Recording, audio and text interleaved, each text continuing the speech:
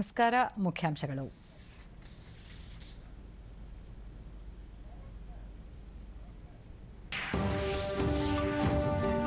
ಲೋಕಸಭಾ ಚುನಾವಣೆ ಎರಡನೇ ಹಂತಕ್ಕೆ ಕರ್ನಾಟಕದ 14 ಸೇರಿ 97 ಕ್ಷೇತ್ರಗಳಿಗೆ ಅಧಿಸೂಚನೆ ಪ್ರಕಟ.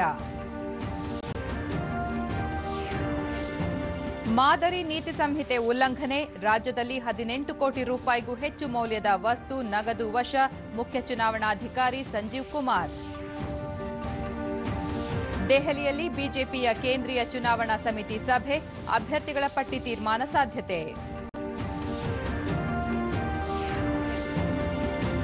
ಮೈಸೂರಿನ ನಂಜನಗೂಡಿನಲ್ಲಿ ನಂಜುಂಡೇಶ್ವರ ಪಂಚಮಹಾರಥೋತ್ಸವ.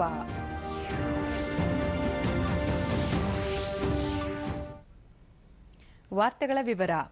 ಲೋಕಸಭಾ ಚುನಾವಣೆಯ ಎರಡನೇ ಹಂತದಲ್ಲಿ 13 ರಾಜ್ಯ ಮತ್ತು ಕೇಂದ್ರಾಡಳಿತ ಪ್ರದೇಶಗಳ 97 ಕ್ಷೇತ್ರಗಳಿಗೆ ಇಂದು ಅಧಿಸೂಚನೆ ಹೊರಡಿಸಲಾಗಿದೆ. ಈ ಹಂತದಲ್ಲಿ ಏಪ್ರಿಲ್ 18ರಂದು ಮತದಾನ ನಡೆಯಲಿದ್ದು, ತಮಿಳುನಾಡಿನ 39, ಕರ್ನಾಟಕದ 14, ಮಹಾರಾಷ್ಟ್ರದ 10, ಉತ್ತರ ಪ್ರದೇಶದ 8, ಅಸ್ಸಾಂ, ಒಡಿಶಾ ಮತ್ತು ಬಿಹಾರದ ತಲಾ 5, ಛತ್ತೀಸ್ಗಢ, ಪಶ್ಚಿಮ ಬಂಗಾಳದ ತಲಾ 3, ಜಮ್ಮು ಕಾಶ್ಮೀರದ 2, ಮಣಿಪುರ, ತ್ರಿಪುರಾ ಮತ್ತು ಪುದುಚೇರಿಯ ತಲಾ 1 ಕ್ಷೇತ್ರಗಳಲ್ಲಿ ನಾಮಪತ್ರ ಸಲ್ಲಿಕೆ ಪ್ರಕ್ರಿಯೆ ಇಂದು ಆರಂಭಗೊಂಡಿದೆ. ಇದೇ ತಿಂಗಳ 26ರವರೆಗೆ ನಾಮಪತ್ರ ಸಲ್ಲಿಸಲು ಅವಕಾಶ ಕಲ್ಪಿಸಲಾಗಿದೆ. 27ರಂದು ನಾಮಪತ್ರ ಪರಿಶೀಲನೆ, ವಾಪಸ್ ಪಡೆಯಲು ಇದೇ 29 ಕಡೆಯ ದಿನ. ಇದರ ಜೊತೆಗೆ ತಮಿಳುನಾಡಿನ 18 ವಿಧಾನಸಭಾ ಕ್ಷೇತ್ರಗಳಿಗೆ ನಡೆಯಲಿರುವ ಉಪಚುನಾವಣೆಗೂ ಅಧಿಸೂಚನೆ ಹೊರಡಿಸಲಾಗಿದೆ. ರಾಜ್ಯದ 14 ಲೋಕಸಭಾ ಕ್ಷೇತ್ರಗಳಲ್ಲಿ ಇಂದಿನಿಂದ ನಾಮಪತ್ರ ಸಲ್ಲಿಕೆ ಕಾರ್ಯ ಆರಂಭವಾಗಿದೆ. ಉಡುಪಿ, ಚಿಕ್ಕಮಗಳೂರು, ಹಾಸನ, ದಕ್ಷಿಣ ಕನ್ನಡ, ಚಿತ್ರದುರ್ಗ, ತುಮಕೂರು, ಮಂಡ್ಯ, ಮೈಸೂರು, ಚಾಮರಾಜನಗರ, ಬೆಂಗಳೂರು ಗ್ರಾಮಾಂತರ, ಬೆಂಗಳೂರು ಉತ್ತರ, ಬೆಂಗಳೂರು ಕೇಂದ್ರ, ಬೆಂಗಳೂರು ದಕ್ಷಿಣ, ಚಿಕ್ಕಬಳ್ಳಾಪುರ ಮತ್ತು ಕೋಲಾರ ಕ್ಷೇತ್ರಗಳಲ್ಲಿ ಏಪ್ರಿಲ್ 18ರಂದು ಮತದಾನ ನಡೆಯಲಿದೆ.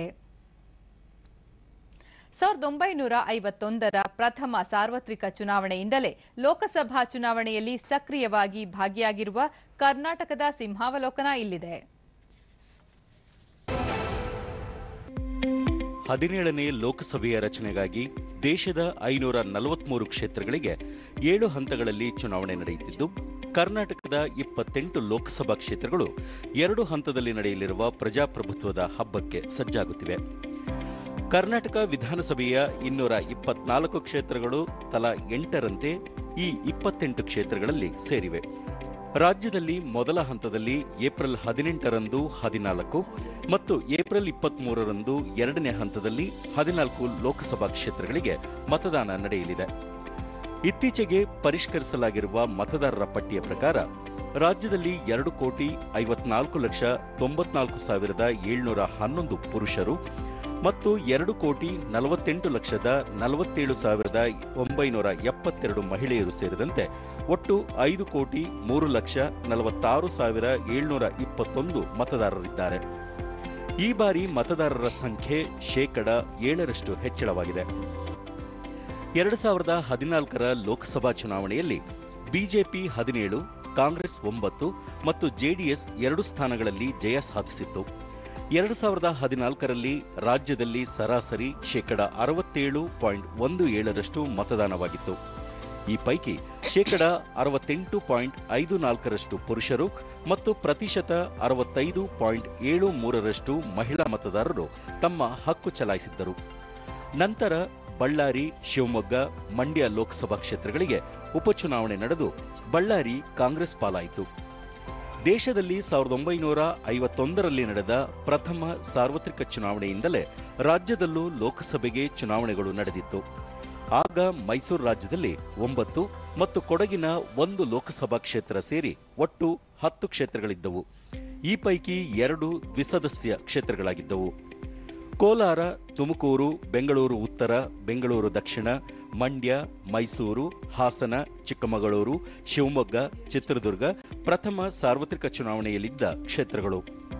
ಕ್ಷೇತ್ರ ಪುನರ್ವಿಂಗಡಣೆಯ ಬಳಿಕ ರಾಜ್ಯದಲ್ಲಿ ರಚಿಸಲಾಗಿರುವ 28 ಲೋಕಸಭಾ ಕ್ಷೇತ್ರಗಳ ಪೈಕಿ 7 ಮೀಸಲು ಕ್ಷೇತ್ರಗಳಾಗಿದ್ದು 5 ಪರಿಶಿಷ್ಟ ಜಾತಿಗೆ ಸೇರಿದ್ದರೆ 2 ಪರಿಶಿಷ್ಟ ಪಂಗಡದ ಅಭ್ಯರ್ಥಿಗಳಿಗೆ ಮೀಸಲಾಗಿವೆ.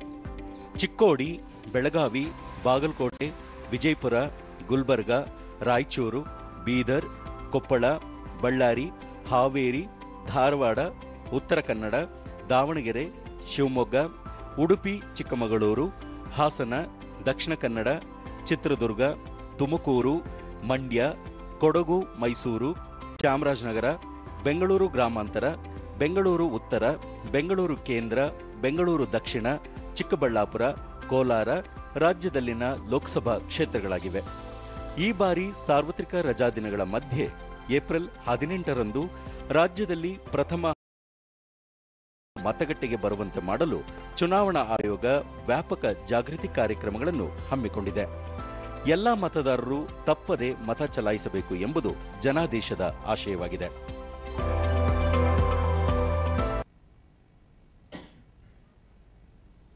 ಪೂರ್ವಭಾವಿಯಾಗಿ ಪರಿಶೀಲನೆ ಮಾಡದೇ ಇರುವ ಎಲ್ಲ ರಾಜಕೀಯ ಜಾಹೀರಾತುಗಳನ್ನು ಸಾಮಾಜಿಕ ಜಾಲತಾಣ ವೇದಿಕೆಗಳಲ್ಲಿ ನಿರ್ಬಂಧಿಸುವ ಕುರಿತು ನಿರ್ದೇಶನ ನೀಡಲಾಗುವುದು ಎಂದು ಚುನಾವಣಾ ಆಯೋಗ ತಿಳಿಸಿದೆ. ಈ ಕುರಿತು ಬಾಂಬೆ ಹೈಕೋರ್ಟ್ಗೆ ನೀಡಿರುವ ಪ್ರತಿಕ್ರಿಯೆಯಲ್ಲಿ ಆಯೋಗ ರಾಜಕೀಯ ಜಾಹೀರಾತುಗಳ ನಿರ್ಬಂಧ ಕುರಿತು ಸಾಮಾಜಿಕ ಮಾಧ್ಯಮ ವೇದಿಕೆಗಳ ಪ್ರತಿನಿಧಿಗಳೊಂದಿಗೆ ಸಭೆ ನಡೆಸಲಾಗುವುದು ಎಂದು ತಿಳಿಸಿದೆ. ಆಯೋಗದಿಂದ ಪೂರ್ವ ಪರಾಮರ್ಶೆಯಾಗದೆ ಸಾಮಾಜಿಕ ಜಾಲತಾಣಗಳಲ್ಲಿ ಪ್ರಕಟವಾಗುವ ರಾಜಕೀಯ ಜಾಹೀರಾತುಗಳನ್ನು ಪತ್ತೆ ಹಚ್ಚುವ ವ್ಯವಸ್ಥೆ ಅಭಿವೃದ್ಧಿಪಡಿಸಲಾಗುವುದು. ಪ್ರಸ್ತಾಪಿಸಲಾದ ಎಲ್ಲ ನಿರ್ಬಂಧ ನಿಯಮಾವಳಿ ಮತ್ತು ವ್ಯವಸ್ಥೆ ಅಳವಡಿಸುವಂತೆ ಸಾಮಾಜಿಕ ಜಾಲತಾಣ ಸಂಸ್ಥೆಗಳಿಗೆ ಸೂಚಿಸಲಾಗುವುದು ಎಂದು ಆಯೋಗ ತಿಳಿಸಿದೆ. ಅಂತರ್ಜಾಲ ಮತ್ತು ಭಾರತೀಯ ಮೊಬೈಲ್ ಸಂಸ್ಥೆಯೊಂದಿಗೆ ಸಮಾಲೋಚನೆ ನಡೆಸಿ ಸಾಮಾಜಿಕ ಜಾಲತಾಣಗಳ ಮಾದರಿ ನೀತಿ ಸಂಹಿತೆ ರೂಪಿಸಿದೆ ಎಂದು ಚುನಾವಣಾ ಆಯೋಗ ವಿವರಿಸಿದೆ. ರಾಜ್ಯದಲ್ಲಿ 14 ಲೋಕಸಭಾ ಕ್ಷೇತ್ರದ ಚುನಾವಣೆಗೆ ವೇಳಾಪಟ್ಟಿ ಪ್ರಕಟಗೊಂಡಿದ್ದು, ಇದೇ 26ರವರೆಗೆ ನಾಮಪತ್ರ ಸಲ್ಲಿಸಲು ಅವಕಾಶವಿದೆ ಎಂದು ರಾಜ್ಯ ಮುಖ್ಯ ಚುನಾವಣಾಧಿಕಾರಿ ಸಂಜೀವ್ ಕುಮಾರ್ ಬೆಂಗಳೂರಿನಲ್ಲಿಂದು ಹೇಳಿದ್ದಾರೆ. ಇಂದು ದಕ್ಷಿಣ ಕನ್ನಡ, ಮಂಡ್ಯ, ಮೈಸೂರಿನಲ್ಲಿ ಒಟ್ಟು 6 ಅಭ್ಯರ್ಥಿಗಳಿಂದ 11 ನಾಮಪತ್ರಗಳು ಸಲ್ಲಿಕೆಯಾಗಿವೆ. ಎರಡನೇ ಹಂತದ 14 ಲೋಕಸಭಾ ಕ್ಷೇತ್ರಗಳಿಗೆ ಇದೇ 28ರಂದು ಅಧಿಸೂಚನೆ ಹೊರಡಿಸಲಾಗುವುದು ಎಂದು ವಿವರಿಸಿದರು. ಮಾದರಿ ನೀತಿ ಸಂಹಿತೆ ಉಲ್ಲಂಘನೆಗೆ ಸಂಬಂಧಿಸಿದಂತೆ ಚಿನ್ನಾಭರಣ, ಮದ್ಯ ಹಾಗೂ ಇತರೆ ಗೃಹೋಪಯೋಗಿ ವಸ್ತುಗಳು ಸೇರಿದಂತೆ 18 ಕೋಟಿ 16 ಲಕ್ಷ ರೂಪಾಯಿ ಮೌಲ್ಯದ ವಸ್ತುಗಳನ್ನು ವಶಪಡಿಸಿಕೊಳ್ಳಲಾಗಿದೆ. 1512 ಫ್ಲೈಯಿಂಗ್ ಸ್ಕ್ವಾಡ್, 1837 ಸ್ಟ್ಯಾಟಿಕ್ ಸರ್ವೆಲೆನ್ಸ್ ತಂಡಗಳು ಕಾರ್ಯನಿರ್ವಹಿಸುತ್ತಿವೆ ಎಂದರು. ಕ್ಯಾಶ್ ಸೀಸರ್ ಕ್ಯುಮುಲೇಟಿವ್ ಆಗಿ ಟೋಟಲ್ ಸೀಸರ್ ಈಗ ತನಕ ಎಲ್ಲ ಸೇರಿ 18.16 crore 18.16 crore ಸೀಸರ್ ಆಗಿದೆ. ಕೆಲಸ ಮಾಡ್ತಿದೆ, ಎಲ್ಲ ಕಡೆ ಕೆಲಸ ಮಾಡ್ತಿದೆ. ನಿರ್ದೇಶನ ಪ್ರಕಾರ ಈ ಎಲ್ಲ ಫ್ಲೈಯಿಂಗ್ ಸ್ಕ್ವಾಡ್ ಮತ್ತು ಏನ್ ಸ್ಟ್ಯಾಟಿಕ್ ಸ್ಕ್ವಾಡ್ ಇದೆ ಅಲ್ಲಿ ಪ್ರಾಪರ್ ಸೈನೇಜ್ ಮತ್ತು ಅದೆಲ್ಲ ಇರಬೇಕು. ಮತ್ತು ಎಲ್ಲಿ ಜನರು ಯಾವುದೇ ತೊಂದರೆ ಆದರೆ ಅಪೀಲ್ ಮಾಡಬೇಕು, ಅವ್ರದ್ದು ನಂಬರ್ ಕೂಡ ಇರ್ತದೆ. ಸೊ ಇದು ಜನಸಾಮಾನ್ಯರಿಗೆ ತಿಳುವಳಿಕೆ ಕೊಡಬೇಕು.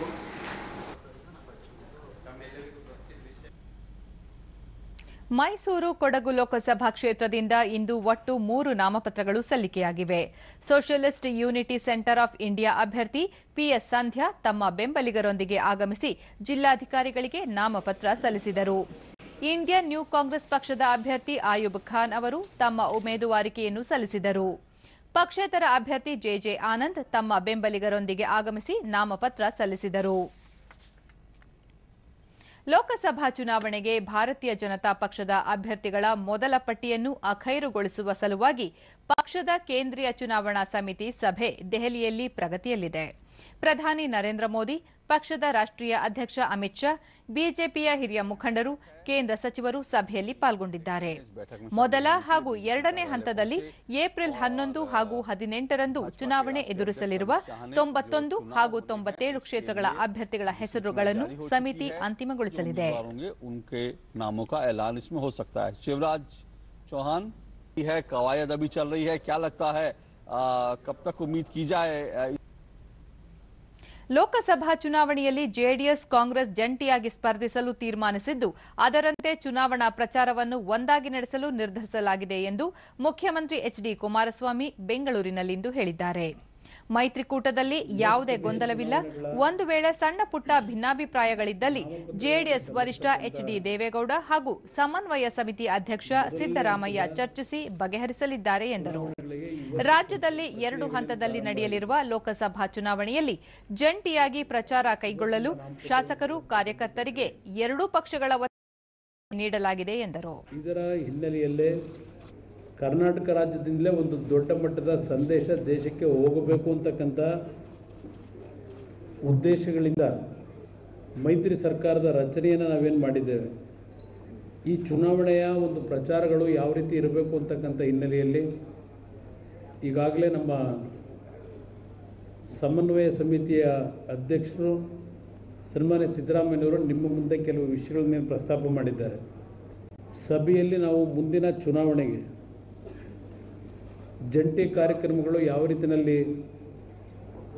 ಪಕ್ಷದ ಕಾರ್ಯಕರ್ತರಿಗೆ ಒಂದು ವಿಶ್ವಾಸವನ್ನು ಮೂಡಿಸ್ತಕ್ಕಂಥದ್ದು ಮತ್ತು ನಾಡಿನ ಜನತೆಗೆ ಮತದಾರರಿಗೆ ವಿಶ್ವಾಸವನ್ನು ಮೂಡಿಸ್ತಕ್ಕಂಥದ್ರ ಮುಖಾಂತರ ಎರಡೂ ಪಕ್ಷಗಳ ನಾಯಕರು 28ಕ್ಕೆ 28 ಲೋಕಸಭಾ ಕ್ಷೇತ್ರಗಳನ್ನು ರಾಜ್ಯದಲ್ಲಿ ಜನತೆಯ ಆಶೀರ್ವಾದದೊಂದಿಗೆ ನಾವು ಗೆಲ್ಲಲೇಬೇಕು ಅಂತಕ್ಕಂಥ ಒಂದು ಉದ್ದೇಶದಿಂದ ಈ ಒಂದು ಚುನಾವಣೆಯನ್ನು ಸವಾಲಾಗಿ ನಾವು ಸ್ವೀಕಾರ ಮಾಡಿರ್ತಕ್ಕಂಥದ್ದು. ಸಮನ್ವಯ ಸಮಿತಿ ಅಧ್ಯಕ್ಷ ಸಿದ್ದರಾಮಯ್ಯ ಒಟ್ಟಾಗಿ ಚುನಾವಣೆ ಎದುರಿಸಲು ಮುಖಂಡರು ತೀರ್ಮಾನಿಸಿದ್ದು, ಈ ಸಂದೇಶವನ್ನು ಎಲ್ಲ ಕಾರ್ಯಕರ್ತರಿಗೆ ಮುಟ್ಟಿಸಲು ತೀರ್ಮಾನ ಕೈಗೊಳ್ಳಲಾಯಿತು. ಮಾರ್ಚ್ 31ರಂದು ಎಐಸಿಸಿ ಅಧ್ಯಕ್ಷ ರಾಹುಲ್ ಗಾಂಧಿ ನೇತೃತ್ವದಲ್ಲಿ ಬೆಂಗಳೂರಿನಲ್ಲಿ ಬೃಹತ್ ಸಮಾವೇಶವನ್ನು ಆಯೋಜಿಸಲಾಗಿದೆ ಎಂದರು. ಪಾರ್ಟಿಯಿಂದ ಒಬ್ಬರು, ನಮ್ಮ ಪಾರ್ಟಿಯಿಂದ ಒಬ್ಬರು ಅಬ್ಸರ್ವರ್ಸ್ನ ಕೂಡ ಪ್ರತಿ ಜಿಲ್ಲೆಗೆ ಹಾಕ್ತೀವಿ. ಯಾಕಂದರೆ ಕೋಆರ್ಡಿನೇಷನ್ ಮಾಡ್ತಕ್ಕಂಥದ್ದು ಕೂಡ ಮುಖ್ಯ ಆಗ್ತದೆ. ಯಾಕಂದ್ರೆ ಮುಂದೆ ಬರತಕ್ಕಂಥ ಲೋಕಸಭಾ ಚುನಾವಣೆಯಲ್ಲಿ ಭಾರತೀಯ ಜನತಾ ಪಕ್ಷವನ್ನು ನಾವು ಒಟ್ಟಾಗಿ ಎದುರಿಸಬೇಕು, ಅಧಿಕ ಸ್ಥಾನಗಳನ್ನು ಗೆಲ್ಲಬೇಕು. ಎರಡೂ ಪಕ್ಷದವರು ಒಟ್ಟಾಗಿ ಸೇರಿ ಜೆಡಿಎಸ್ ವರಿಷ್ಠ ಎಚ್ಡಿ ದೇವೇಗೌಡ ಎರಡೂ ಪಕ್ಷಗಳು ಒಟ್ಟಾಗಿ ಚುನಾವಣೆಗಳನ್ನು ಎದುರಿಸಿ ಹೆಚ್ಚು ಸ್ಥಾನ ಗೆಲ್ಲುವ ಗುರಿ ಹೊಂದಲಾಗಿದೆ ಎಂದು ಹೇಳಿದರು. ಬೇರೆ ಕಡೆ ಇರುತ್ತೆ ಅವರಿಗೆ ರಾಷ್ಟ್ರ ಮಟ್ಟದ ಮುಖಂಡರು. ನಾವು ವೇಣುಗೋಪಾಲ್ ಹತ್ರ ಮಾತನಾಡಿ ಅವರಿಗೆ ಒಪ್ಪಿಸಿದ್ದೇವೆ. ಅವರು ಕರ್ಕೊಂಡು ಬರಲಿಕ್ಕೂ ಒಪ್ಪಿದ್ದಾರೆ. ಒಂದು ರಾಷ್ಟ್ರೀಯ ಪಕ್ಷದ ನಾಯಕ ಅವರ ಮುಖಂಡತ್ವದಲ್ಲೇ ಇವತ್ತು ಈ ದೇಶದಲ್ಲಿ ರಾಷ್ಟ್ರೀಯ ಪಕ್ಷದ ನಾಯಕರ ಮುಖಂಡತ್ವನೇ ಪ್ರಾದೇಶಿಕ ಪಕ್ಷಗಳು ನಾವೊಂದು ತೀರ್ಮಾನಕ್ಕೆ ಬಂದಿದ್ದೇವೆ. ಬೆಂಗಳೂರು ಜಿಲ್ಲಾ ಚುನಾವಣಾಧಿಕಾರಿಗಳ ವ್ಯಾಪ್ತಿಯ 3 ಲೋಕಸಭಾ ಕ್ಷೇತ್ರಗಳಿಗೆ ಏಪ್ರಿಲ್ 18ರಂದು ಚುನಾವಣೆ ನಡೆಯಲಿರುವ ಹಿನ್ನೆಲೆಯಲ್ಲಿ ಇಂದು ಅಧಿಸೂಚನೆ ಹೊರಡಿಸಲಾಗಿದೆ. ಈ ಕುರಿತು ಮಾಹಿತಿ ನೀಡಿದ ಚುನಾವಣಾಧಿಕಾರಿ ಹಾಗೂ ಬಿಬಿಎಂಪಿ ಆಯುಕ್ತ ಮಂಜುನಾಥ್ ಪ್ರಸಾದ್, ಬಿಬಿಎಂಪಿಗೆ ಒಳಪಡುವ ಬೆಂಗಳೂರು ಉತ್ತರ, ಬೆಂಗಳೂರು ಕೇಂದ್ರ ಮತ್ತು ಬೆಂಗಳೂರು ದಕ್ಷಿಣ ಲೋಕಸಭಾ ಕ್ಷೇತ್ರಗಳಿಗೆ 2ನೇ ಹಂತದಲ್ಲಿ ಚುನಾವಣೆ ನಡೆಯುತ್ತಿದ್ದು, ಇಂದು ಅಧಿಸೂಚನೆ ಪ್ರಕಟಿಸಲಾಗಿದೆ ಎಂದರು. ಸಾರ್ವತ್ರಿಕ ರಜೆ ಹೊರತುಪಡಿಸಿ ಬೆಳಗ್ಗೆ 11ರಿಂದ ಮಧ್ಯಾಹ್ನ 3ರವರೆಗೆ ಆಯಾ ಚುನಾವಣಾಧಿಕಾರಿ ಕಚೇರಿಗಳಲ್ಲಿ ನಾಮಪತ್ರ ಸ್ವೀಕರಿಸಲಾಗುವುದು ಎಂದರು. ಅಭ್ಯರ್ಥಿಗಳು ನಾಮಪತ್ರ ಸಲ್ಲಿಸುವ ವೇಳೆ 5ಕ್ಕಿಂತ ಹೆಚ್ಚು ಮಂದಿ ಚುನಾವಣಾಧಿಕಾರಿ ಕಚೇರಿ ಪ್ರವೇಶಿಸುವಂತಿಲ್ಲ. ಅಭ್ಯರ್ಥಿಗಳು ನಾಮಪತ್ರ ಸಲ್ಲಿಸುವ ಜತೆಗೆ ಕಳೆದ 5 ವರ್ಷದ ಆದಾಯ ತೆರಿಗೆ ಸಲ್ಲಿಕೆ ವಿವರ, ಪ್ರಮಾಣ ಪತ್ರ ಹಾಗೂ ಅಧಿಸೂಚನೆಯಲ್ಲಿ ನೀಡಿರುವ ಇನ್ನಿತರ ವಿವರಗಳನ್ನು ಸಲ್ಲಿಸುವುದು ಕಡ್ಡಾಯವಾಗಿದೆ ಎಂದು ಅವರು ವಿವರಿಸಿದರು.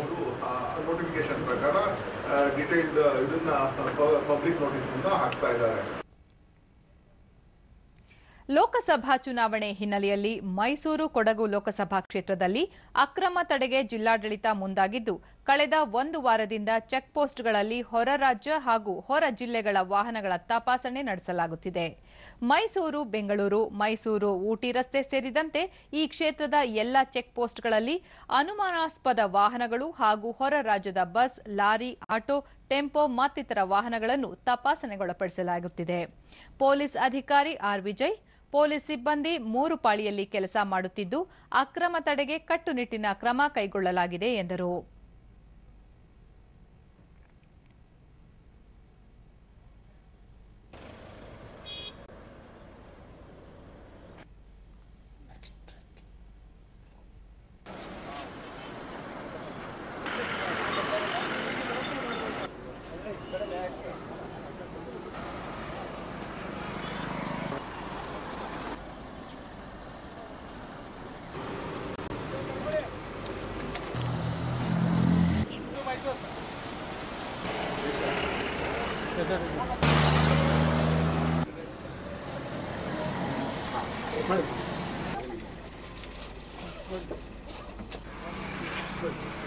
ಮುಂದೆ ನೋಡಿದ್ರೆ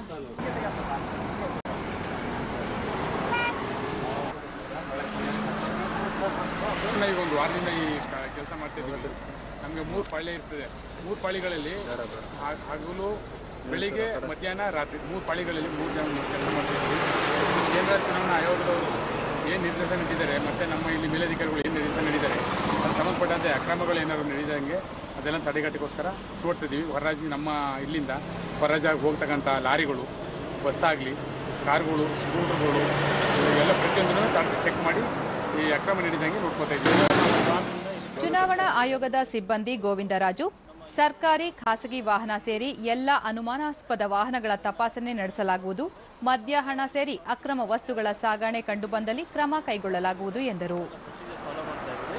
ಮತ್ತೆ ಈಗ ನಮ್ಮ ಜೊತೆಗೆ ಪೊಲೀಸ್ ಟೀಮ್ ಕೂಡ ಇದೆ, ಅವರು ಕೂಡ ನಮಗೆ ತುಂಬ ಸಪೋರ್ಟ್ ಮಾಡ್ತಾ ಇದ್ದಾರೆ. ಹಾಗೆಯೇ ಈಗ ಮದ್ಯ ಅಥವಾ ಬೇರೆ ಆಗ್ಬೋದು, ಚಾರಿಸ್ ಆಗ್ಬೋದು, ಬರ್ತದೆ ಅಂತ ನೋಡಿ ಚೆಕ್ ಮಾಡಿ ಕಳಿಸ್ತಾರೆ. ಅದೇನಿದೆ ಅಕ್ರಮವಾಗಿ ಏನು ಬರ್ತದೆ ಅದನ್ನೆಲ್ಲ ಚೆಕ್ ಮಾಡ್ತಾರೆ, ಚೆಕ್ ಮಾಡಿ ಕಳಿಸ್ತಾ ಇದ್ದಾರೆ. ಈಗ ಜಾಹೀರಾತು, ನಂತರ ವಾರ್ತಾ ಪ್ರಸಾರ ಮುಂದುವರಿಯುವುದು. ಎಚ್ಚರಿಕೆ, ಬಾಲ್ಯ ವಿವಾಹ ಕಾನೂನು ಶಿಕ್ಷಾರ್ಹ. ಕನಿಷ್ಠ 1 ವರ್ಷದಿಂದ ಗರಿಷ್ಠ 2 ವರ್ಷದವರೆಗೆ ಜೈಲು ಶಿಕ್ಷೆ ಹಾಗೂ 1 ಲಕ್ಷದವರೆಗೂ ದಂಡ ವಿಧಿಸಲಾಗುವುದು. ಕೋಲಾರ ಲೋಕಸಭಾ ಕ್ಷೇತ್ರದ ವ್ಯಾಪ್ತಿಯಲ್ಲಿ ನೀತಿ ಸಂಹಿತೆ ಕಟ್ಟುನಿಟ್ಟು ಜಾರಿಗೆ ಜಿಲ್ಲಾಡಳಿತ ಅಗತ್ಯ ಕ್ರಮ ಕೈಗೊಂಡಿದ್ದು, ಚುನಾವಣಾ ಅಕ್ರಮ ತಡೆಗಟ್ಟಲು ಗಡಿ ಅಂಚಿನಲ್ಲಿ ಚುನಾವಣಾ ಚೆಕ್ಪೋಸ್ಟ್ ತೆರೆಯಲಾಗಿದೆ.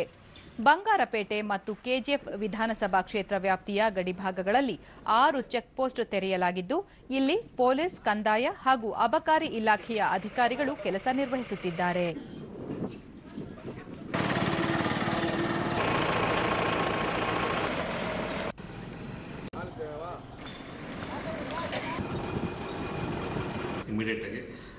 ಜಿಲ್ಲಾ ಪೊಲೀಸ್ ವರಿಷ್ಠಾಧಿಕಾರಿ ಕಾರ್ತಿಕ್ ರೆಡ್ಡಿ, ಆಂಧ್ರಪ್ರದೇಶದ ಕುಪ್ಪಂ ಮತ್ತು ತಮಿಳುನಾಡಿನ ಕೃಷ್ಣಗಿರಿ ಗಡಿ ಭಾಗದಲ್ಲಿ ನಿಗಾ ವಹಿಸಲಾಗಿದೆ. ಕರ್ನಾಟಕ, ಆಂಧ್ರಪ್ರದೇಶ, ತಮಿಳುನಾಡಿಗೆ ರಸ್ತೆ ಸಂಪರ್ಕ ಕಲ್ಪಿಸುವ ಗಡಿ ಭಾಗಗಳಲ್ಲಿ ನಗದು, ಮದ್ಯ, ಇತರೆ ವಸ್ತುಗಳನ್ನು ಅಕ್ರಮವಾಗಿ ಸಾಗಿಸುವುದನ್ನು ತಡೆಗಟ್ಟಲು ಕ್ರಮ ಕೈಗೊಳ್ಳಲಾಗಿದೆ ಎಂದರು. 24 ಅವರ್ಸ್ ಆಗಿ ಚುರುಕಾಗಿ ನಡೆಸಲಾಗಿದೆ ಎಂದರು. ಮಾಡಿದ್ದೀವಿ. 18 ಚೆಕ್ ಪೋಸ್ಟ್ಗಳಲ್ಲೂ ಸಹ ಸುಮಾರು 5 ರಿಂದ 6 ಸಿಬ್ಬಂದಿಯನ್ನು ನಿಯೋಜನೆ ಮಾಡಿದ್ದೀವಿ. ಪ್ರತಿ ಸಿಬ್ಬಂದಿಯನ್ನು 3 ಶಿಫ್ಟ್ಗಳಲ್ಲಿ ನಿಯೋಜನೆ ಮಾಡಲಾಗಿದೆ. ಆ 3 ಶಿಫ್ಟ್ಗಳಲ್ಲೂ ಸಹ ಕೆಲಸವನ್ನು ನಿರ್ವಹಿಸ್ತಾ ಇದ್ದಾರೆ. ಬಹಳ ಮುಖ್ಯವಾಗಿ ಗಡಿ ಭಾಗಗಳಲ್ಲಿ ಆಂಧ್ರಪ್ರದೇಶದಲ್ಲಿ ಚುನಾವಣೆ ಇರೋದರಿಂದ, ಈ ವರ್ಷ MLA ಚುನಾವಣೆ ಇರೋದ್ರಿಂದ ಹೆಚ್ಚಿನ ನಿಗಾ ವಹಿಸುವಂಥ ಅವಶ್ಯಕತೆ ಇದೆ ನಮಗೆ. ಹಾಗಾಗಿ ಗಡಿ ಭಾಗಗಳಲ್ಲಿ ಹೆಚ್ಚಿನ ಆದ್ಯತೆಯನ್ನು ಕೊಟ್ಟಿದ್ದೇವೆ. ಸಾರ್ವತ್ರಿಕ ಚುನಾವಣೆ ಹಿನ್ನೆಲೆಯಲ್ಲಿ ರಾಜ್ಯಾದ್ಯಂತ ನೀತಿ ಸಂಹಿತೆ ಜಾರಿಯಲ್ಲಿದ್ದು, ಬೆಂಗಳೂರಿನ ಹಲವೆಡೆ ತಪಾಸಣಾ ಕೇಂದ್ರಗಳನ್ನು ಸ್ಥಾಪಿಸಲಾಗಿದೆ. ಮತದಾರರಿಗೆ ಆಮಿಷ ಒಡ್ಡಲು ನಗದು ಹಾಗೂ ಇನ್ನಿತರ ವಸ್ತುಗಳನ್ನು ಪೂರೈಸುವುದನ್ನು ತಪ್ಪಿಸಲು ಚೆಕ್ಪೋಸ್ಟ್ಗಳನ್ನು ತೆರೆಯಲಾಗಿದ್ದು, ಅಲ್ಲಿ ಅಧಿಕಾರಿಗಳು ಕಟ್ಟುನಿಟ್ಟಿನ ತಪಾಸಣೆ ನಡೆಸುತ್ತಿದ್ದಾರೆ. ಚೆಕ್ಪೋಸ್ಟ್ಗಳಲ್ಲಿ ಸರಕು ಸಾಗಣೆ ಹಾಗೂ ಇನ್ನಿತರ ವಾಹನಗಳನ್ನು ತಡೆದು ನಿಲ್ಲಿಸಿ ಅವುಗಳನ್ನು ಪರಿಶೀಲಿಸಲಾಗುತ್ತಿದೆ.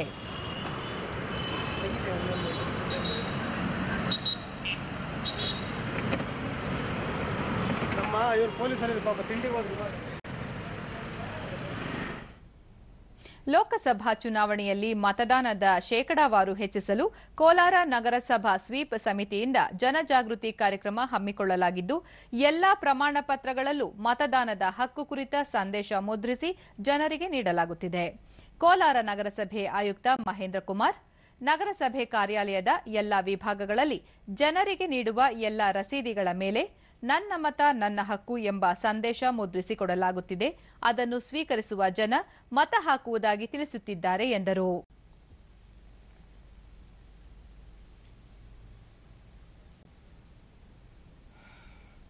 ಚಲನ್ ಮತ್ತು ರಸೀದಿಗಳ ಮೇಲೆ ಹಾಕುತ್ತಿರುವ ಸೀಲ್ನಲ್ಲಿ ನಗರಸಭಾ ಕಾರ್ಯಾಲಯ ಸ್ವೀಪ್ ಆಕ್ಟಿವಿಟಿ ಕೋಲಾರ 2019 ಇದು ಹೆಡ್ಡಿಂಗ್ ಆಗಿರ್ತದೆ.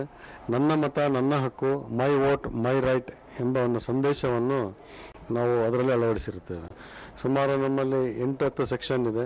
ಜನನ ಮರಣ, ಬಿಲ್ಡಿಂಗ್ ಲೈಸೆನ್ಸ್, ಕಂದಾಯ ರಸೀದಿ, ಮತ್ತೆ ನೀರಿನ ಬಿಲ್ ರಸೀದಿ, ಈ ರೀತಿ ಎಲ್ಲ ಸೆಕ್ಷನ್ಗಳಲ್ಲಿ ಕೂಡ ಪ್ರತಿಯೊಂದು ಸೆಕ್ಷನ್ಗೆ ಒಂದೊಂದು ಸೀಲ್ ನೀಡಿ ನಾವು ಪ್ರತಿಯೊಂದು ಎಲ್ಲ ರಸೀದಿಗಳಲ್ಲಿ ಕೂಡ ಅಳವಡಿಸ್ತಾ ಇದ್ದೇವೆ. ಕೋಲಾರ ನಗರಸಭೆಯಲ್ಲಿ ನಗರಸಭೆ ಕಂದಾಯ ನಿರೀಕ್ಷಕ ತ್ಯಾಗರಾಜ್ ಮತದಾರರು ತಪ್ಪದೆ ಮತ ಹಾಕುವಂತೆ ಅರಿವು ಮೂಡಿಸುವ ಈ ವಿಭಿನ್ನ ಕಾರ್ಯಕ್ರಮ ಹಮ್ಮಿಕೊಳ್ಳಲಾಗಿದೆ. ಪ್ರಮಾಣ ಪತ್ರ, ಜಾತಿ ಪತ್ರ ಸೇರಿದಂತೆ ಎಲ್ಲ ಮೂಲಸೌಕರ್ಯ ಪತ್ರಗಳ ಮೇಲೆ ಸಂದೇಶ ಪ್ರಕಟಿಸಿಕೊಡಲಾಗುತ್ತಿದೆ ಎಂದರು. ಪ್ರಮಾಣ ಪತ್ರಗಳಲ್ಲಿ ಅದರಲ್ಲಿ ಕಡ್ಡಾಯವಾಗಿ ಮತದಾನ ಮಾಡಿ ಅಂತ ಅನ್ನೋ ಒಂದು ಸಂದೇಶದ ಮುಖಾಂತರ ನಾವು ನಮ್ಮ ಎಲ್ಲ ಕೋಲಾರದ ನಾಗರಿಕರಿಗೆ ನಾವು ತಲುಪಿಸ್ತಾ ಇದ್ದೀವಿ. ನಾನು ಇಲ್ಲಿ ಬಂದಿರೋದು ಮಾಲೂರು ನಿವಾಸಿ ರಮೇಶ್ ಜನನ ಪ್ರಮಾಣ ಪತ್ರ ಪಡೆಯಲು ಇಲ್ಲಿಗೆ ಬರಲಾಗಿತ್ತು. ಈ ಸಂದೇಶ ನೋಡಿದ ನಾವು ಬೇರೆಯವರಿಗೆ ಅರಿವು ಮೂಡಿಸಬಹುದು. ಇದು ಮಹತ್ವದ ಹೆಜ್ಜೆ ಎಂದರು. ತಂದೆಯ ಮರಣ ಪ್ರಮಾಣ ಪತ್ರ ಪಡೆಯಲು ಬಂದಿದ್ದ ರವಿಚಂದ್ರ ನಗರಸಭೆಯ ಈ ನಡೆ ಉತ್ತಮವಾದದು ಎಂದರು. ಇರುವಷ್ಟು ದಿವಸ ಇದನ್ನ ಎಲ್ಲಾ ಕಡೆನೂ ನಮ್ಮ ಬರ್ತ್ ಒಂದು ಡಿಕ್ಲರೇಷನ್ಗೋಸ್ಕರ ನಾವು ಯೂಸ್ ಮಾಡಬೇಕಾಗುತ್ತೆ. ಈ ಸರ್ಟಿಫಿಕೇಟು ಇದು ಏನಂದ್ರೆ ತುಂಬಾ ಚೇಂಜಸ್ ಇಲ್ಲ ಅಂದ್ರೂ ಇದು ಒಂದು ಒಳ್ಳೆ ನಡೆ. ನಮ್ಮ ತಂದೆಯವರದೊಂದು ಡೆತ್ ಸರ್ಟಿಫಿಕೇಟ್ ಬೇಕಾಗಿತ್ತು. ಬಂದಾಗ ಒಂದು ಅಪ್ಲಿಕೇಶನ್ ಕೊಟ್ಟರು. ಅಪ್ಲಿಕೇಶನಲ್ಲಿ ನಗರಸಭೆ ಕಾರ್ಯಾಲಯ ಕೋಲಾರ ನನ್ನ ಮತ ನನ್ನ ಹಕ್ಕು ಅನ್ನೋ ಎಂಬ ಸೀಲು ಮಾಡಿ ಕೊಡ್ತಾ ಇದ್ದಾರೆ. ಇದು ನೋಡಿ ನನಗೂ ಒಂಥರ ಸಂತೋಷ ಆಯಿತು. ಜನಗಳಲ್ಲಿ ಒಂದು ಜಾಗೃತಿ ಮೂಡಿಸುವಂತ ಕಾರ್ಯಕ್ರಮ ಮಾಡ್ತಾ ಇದ್ದಾರೆ. ಲೋಕಸಭಾ ಚುನಾವಣೆಯಲ್ಲಿ ಮತದಾನ ಪ್ರಮಾಣ ಹೆಚ್ಚಿಸಲು ಅಂಚೆ ಇಲಾಖೆ ಮತ್ತು ಕಾಲೇಜು ವಿದ್ಯಾರ್ಥಿಗಳು ದಕ್ಷಿಣ ಕನ್ನಡ ಮತದಾರರ ಜಾಗೃತಿ ಮತ್ತು ಪಾಲ್ಗೊಳ್ಳುವಿಕೆ ಸಮಿತಿಯೊಂದಿಗೆ ಕೈಜೋಡಿಸಿದ್ದಾರೆ. ಅಂಚೆ ಕಚೇರಿಯಲ್ಲಿ ಉಪಯೋಗಿಸುವ ಫ್ರಾಂಕಿಂಗ್ ಯಂತ್ರದ ಮೂಲಕ ವಿವಾಹ ಆಮಂತ್ರಣ, ಅಂಚೆ ಲಕೋಟೆ ಮೇಲೆ ಸೇರಿದಂತೆ ವಿವಿಧ ಸಂಸ್ಥೆಗಳ ಪತ್ರಗಳ ಮೇಲೆ ಮತದಾನ ಮಾಡಲು ಸನ್ನದ್ದರಾಗಿ ಎಂಬ ಸಂದೇಶ ಮುದ್ರಿಸಿ ಅದನ್ನು ಜನರಿಗೆ ತಲುಪಿಸಲಾಗುತ್ತಿದೆ. ಮತದಾನದ ಬಗ್ಗೆ ಸಾರ್ವಜನಿಕರಲ್ಲಿ ಅರಿವು ಮೂಡಿಸುವ ಕುರಿತು ಇಂದು ನಡೆದ ಕಾರ್ಯಕ್ರಮದಲ್ಲಿ ಕಾಲೇಜು ವಿದ್ಯಾರ್ಥಿಗಳಿಗೆ ಪ್ರಾತ್ಯಕ್ಷಿಕೆ ನೀಡಲಾಯಿತು. ಕಾರ್ಯಕ್ರಮದಲ್ಲಿ ವಿದ್ಯಾರ್ಥಿಗಳು, ವಿವಿಧ ಇಲಾಖೆ ಅಧಿಕಾರಿಗಳು ಭಾಗವಹಿಸಿದ್ದರು.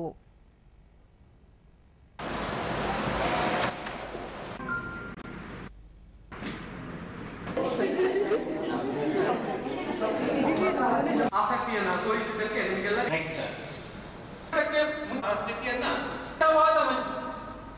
ಈ ಸಾರಿ ಪೋಸ್ಟಲ್ ಇಲಾಖೆದವರು ಸ್ವೀಪ್ ಸಮಿತಿ ಅಧ್ಯಕ್ಷ ಡಾಕ್ಟರ್ ಸೆಲ್ವಮಣಿ, ಕಾಲೇಜು ವಿದ್ಯಾರ್ಥಿಗಳು ಚುನಾವಣಾ ರಾಯಭಾರಿಗಳಾಗಿ ಕೆಲಸ ಮಾಡುತ್ತಿದ್ದಾರೆ.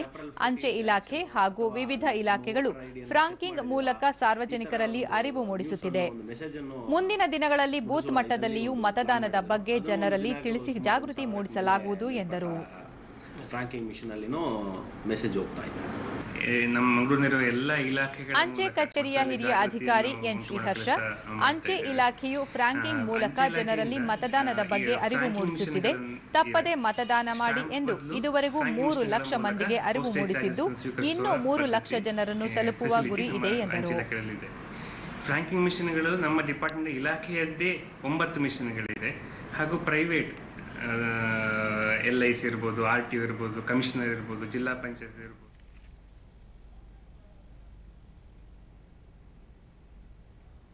ಬೆಂಗಳೂರಿನಲ್ಲಿ ನಿನ್ನೆ ಎಐಸಿಸಿ ಅಧ್ಯಕ್ಷ ರಾಹುಲ್ ಗಾಂಧಿ ಅವರ ಸಂವಾದ ಕಾರ್ಯಕ್ರಮ ಸಂದರ್ಭದಲ್ಲಿ ಕೆಲ ಖಾಸಗಿ ಸಂಸ್ಥೆಯ ತಾಂತ್ರಿಕ ಸಿಬ್ಬಂದಿಯ ಮೇಲೆ ದೌರ್ಜನ್ಯ ಎಸಗಿದವರ ವಿರುದ್ಧ ಕ್ರಮ ಜರುಗಿಸಬೇಕು ಎಂದು ಬಿಜೆಪಿ ಮುಖಂಡ ಆರ್ ಅಶೋಕ ಒತ್ತಾಯಿಸಿದ್ದಾರೆ.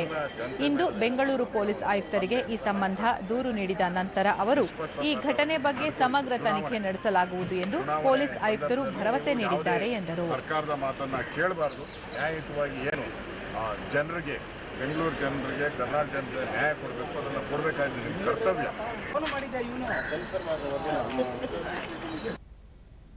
ಉತ್ತರ ಪ್ರದೇಶದ ಪ್ರಯಾಗ್ರಾಜ್ನಿಂದ 3 ದಿನಗಳ ಗಂಗಾ ಯಾತ್ರೆ ಕೈಗೊಂಡಿರುವ ಕಾಂಗ್ರೆಸ್ ಪ್ರಧಾನ ಕಾರ್ಯದರ್ಶಿ ಪ್ರಿಯಾಂಕಾ ಗಾಂಧಿ ವಾದ್ರಾ ಭದೋಹಿ ಗ್ರಾಮದ ದೇವಾಲಯದಲ್ಲಿಂದು ಪೂಜೆ ಸಲ್ಲಿಸಿದರು. ನಾಳೆ ಅವರು ಮಿರ್ಜಾಪುರ್ನಲ್ಲಿ ಚುನಾವಣಾ ಯಾತ್ರೆ ಮುಂದುವರಿಸಲಿದ್ದಾರೆ. भदोही में चुनावी यात्रा की, लेकिन उससे पहले यहां एक मंदिर में वो पूजा अर्चना की और फिर लोगों से मुलाकात की और उनसे बातचीत की. इससे पहले प्रियंका गांधी कल मिर्जापुर में थी.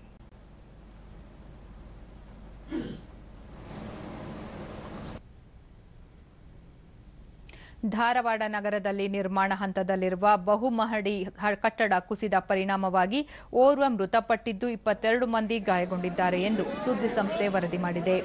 ಅಗ್ನಿಶಾಮಕ ದಳ, ಪೊಲೀಸರು ರಕ್ಷಣಾ ಕಾರ್ಯದಲ್ಲಿ ನಿರತರಾಗಿದ್ದಾರೆ. ಗಾಯಾಳುಗಳನ್ನು ಹುಬ್ಬಳ್ಳಿಯ ಕಿಮ್ಸ್ ಆಸ್ಪತ್ರೆಗೆ ದಾಖಲಿಸಲಾಗಿದೆ. ಈ ಮಧ್ಯೆ ಘಟನೆ ಕುರಿತಂತೆ ಮುಖ್ಯಮಂತ್ರಿ ಎಚ್ಡಿ ಕುಮಾರಸ್ವಾಮಿ ದಿಗ್ಭ್ರಮೆ ವ್ಯಕ್ತಪಡಿಸಿ ಮುಖ್ಯ ಕಾರ್ಯದರ್ಶಿ ಅವರಿಗೆ ತಕ್ಷಣ ರಕ್ಷಣಾ ಕಾರ್ಯಕ್ಕೆ ಅಗತ್ಯ ಕ್ರಮ ಕೈಗೊಳ್ಳುವಂತೆ ಆದೇಶಿಸಿದ್ದಾರೆ. ಹುಬ್ಬಳ್ಳಿ ಧಾರವಾಡ ಪೊಲೀಸ್ ಆಯುಕ್ತ ನಾಗರಾಜ್, ಜಿಲ್ಲಾಧಿಕಾರಿಗಳು ಸೇರಿದಂತೆ ಜಿಲ್ಲೆಯ ಹಿರಿಯ ಅಧಿಕಾರಿಗಳು ಘಟನಾ ಸ್ಥಳದಲ್ಲಿ ಉಪಸ್ಥಿತರಿದ್ದಾರೆ. ಆಂಬ್ಯುಲೆನ್ಸ್ ಸೇರಿದಂತೆ 20ಕ್ಕೂ ಹೆಚ್ಚು ವೈದ್ಯರು ಅವಶೇಷದಡಿ ಸಿಲುಕಿರುವ ಕಾರ್ಮಿಕರಿಗೆ ಕೃತಕ ಆಮ್ಲಜನಕ ಪೂರೈಕೆ ಮಾಡುವ ಕಾರ್ಯದಲ್ಲಿ ನಿರತರಾಗಿದ್ದಾರೆ.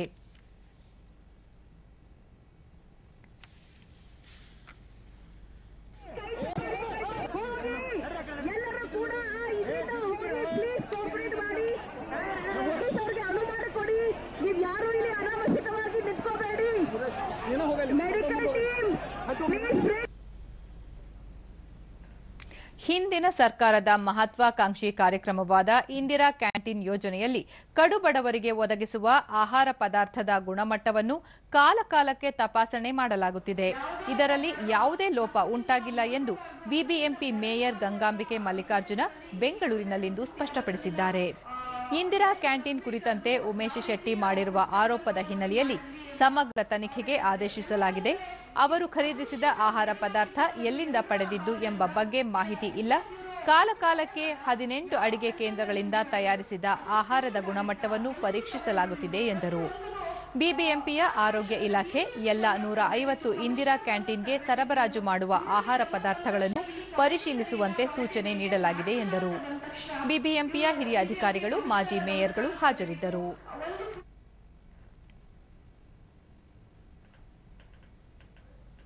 ದಕ್ಷಿಣ ಕಾಶಿ ಎಂದೇ ಖ್ಯಾತವಾದ ಮೈಸೂರು ಜಿಲ್ಲೆಯ ನಂಜನಗೂಡಿನ ನಂಜುಂಡೇಶ್ವರ ಪಂಚಮಹಾರಥೋತ್ಸವ ಜಾತ್ರೆ ಇಂದು ನಡೆಯಿತು. ಮಹಾಗಣಪತಿ, ಸುಬ್ರಹ್ಮಣ್ಯ, ಶ್ರೀಕಂಠೇಶ್ವರ, ಪಾರ್ವತಿ, ಚಂಡಿಕೇಶ್ವರ ಉತ್ಸವ ಮೂರ್ತಿಗಳನ್ನು ರಥದಲ್ಲಿಟ್ಟು ಮೆರವಣಿಗೆ ನಡೆಸಲಾಯಿತು. ಸಹಸ್ರಾರು ಭಕ್ತಾದಿಗಳು ಮಹಾರಥೋತ್ಸವದಲ್ಲಿ ಪಾಲ್ಗೊಂಡಿದ್ದರು. ಈ ಬಾರಿಯ ರಥೋತ್ಸವದಲ್ಲಿ ಮೈಸೂರು ರಾಜವಂಶಸ್ಥೆ ಪ್ರಮೋದಾದೇವಿ ಒಡೆಯರ್ ಪಾಲ್ಗೊಂಡಿದ್ದರು.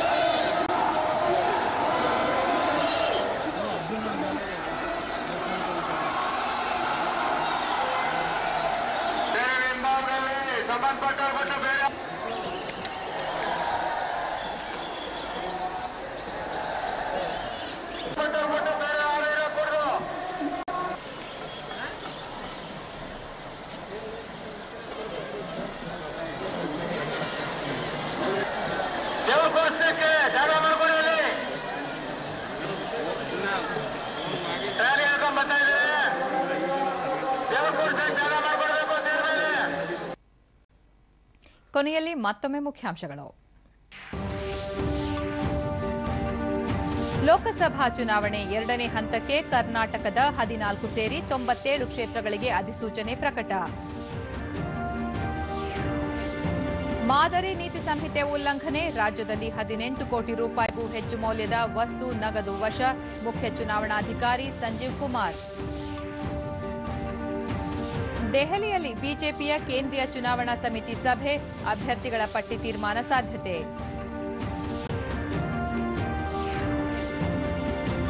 ಮೈಸೂರಿನ ನಂಜನಗೂಡಿನಲ್ಲಿ ನಂಜುಂಡೇಶ್ವರ ಪಂಚಮಹಾರಥೋತ್ಸವ.